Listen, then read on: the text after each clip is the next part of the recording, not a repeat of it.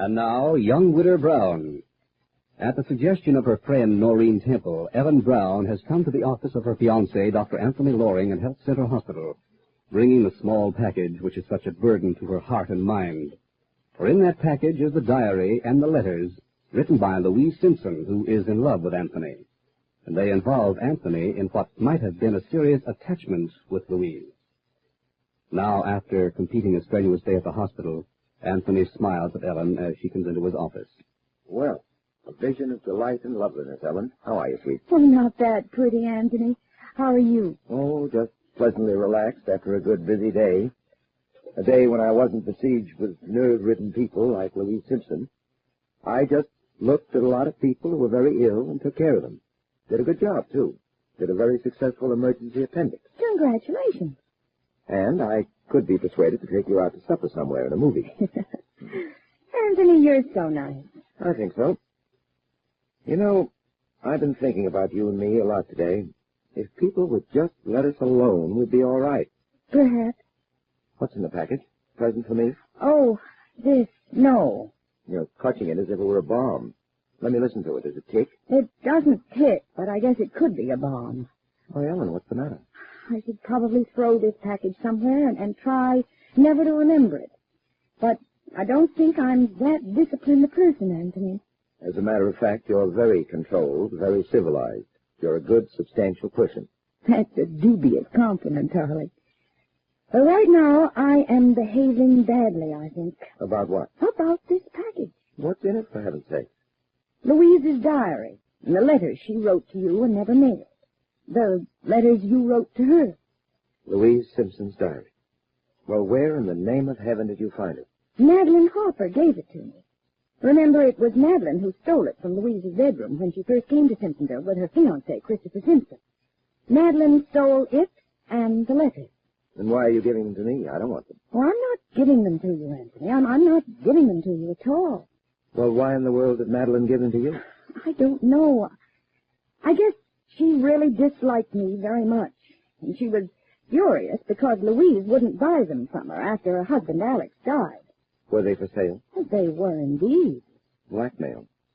You know, Madeline hinted to me that I might want to make a deal with her. And you didn't? No.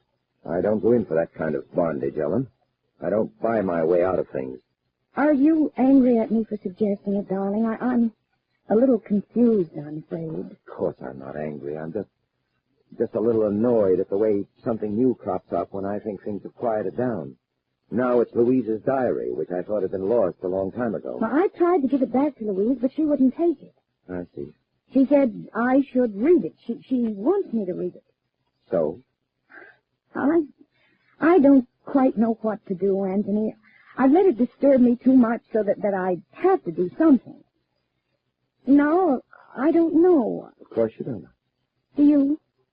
Noreen Temple told me to come to you and tell you I had the diary and the letters and ask you if I should read them. Noreen has good sense. Anthony, I'm awfully troubled by it.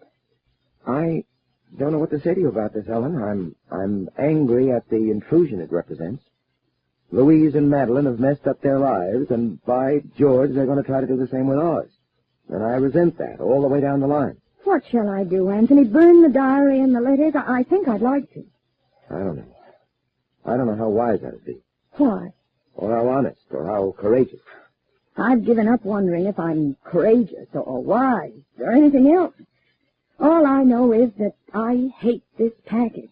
It weighed a ton coming over here, a little thing like that. I think you should read them, dear.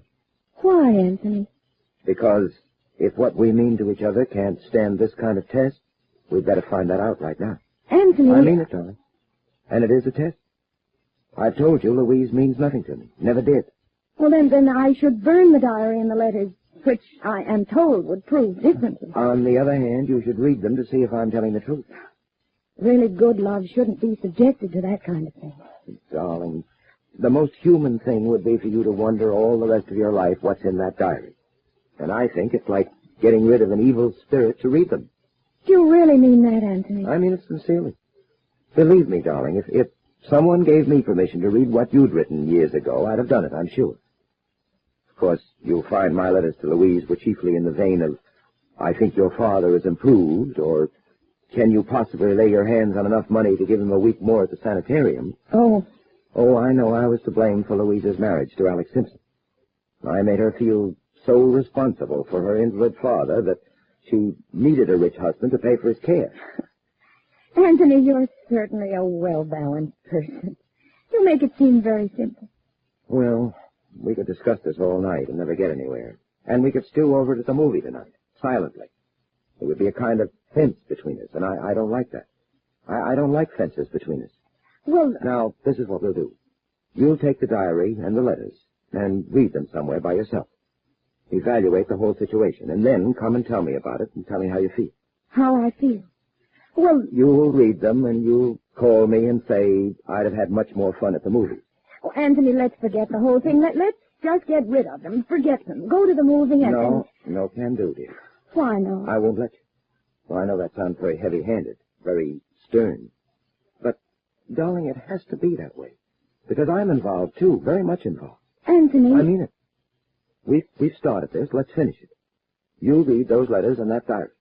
If I don't... It's very important to me that you do. But... Go on now, like a good girl. Read the letters, read the diary, and don't come back till you have. I mean it, Ellen, darling. Now run along. All right, Anthony. Call me when you're through. I'll be waiting. Ellen leaves Anthony's office and drives out to the park by the lake, away from everyone.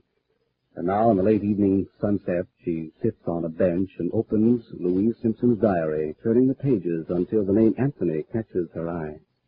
Well, here it is. Louise Simpson's diary. And Anthony insists I read every bit of it. Oh, I wish... There's no use wishing anything right now. No use at all. This is what happened, and Louise wrote it all down. If I don't read it, I'm a coward. Oh, here's an entry about Anthony. Thursday. Anthony and I sat in the park for the lake. Poor darling, he is tired. They make him work very hard, but he loves it and lives for it. He is completely dedicated to his work. And as I held his hand, I saw in it the firm, wonderful muscles of a skilled surgeon, the sure, long fingers. I love him very much, and I know that he loves me. I have to go on. I think I knew I would find Louise had written things like this. But I have to go on. I have to go on reading it. Tuesday. Father is better. Anthony says he will live. In the corridor as he talked to me, with the moonlight streaming in through the tall windows, he looked like a kind of saint. His arm around my shoulder gave me such security, such comfort. And his gentle voice, his funny little smile. All these things stay with me. I love him, and he loves me. And I know that our life together will be good and beautiful. Oh, I'll be so good to him. I'll take such good care of him. He laughs when I say that. He says he doesn't need being taken care of. But I can tell that he will be grateful one day. They were in love. They were in love. Anthony did mean all these things to Louise. He did make her think there was a chance. It's all here on every page. Anthony. He was part of her life. She was part of his. Oh, I can't bear it. I can't bear it. Ellen bows her head over the little book which holds so much unhappiness for her. When she calls him, what will the conversation be between Anthony and young Widder Brown?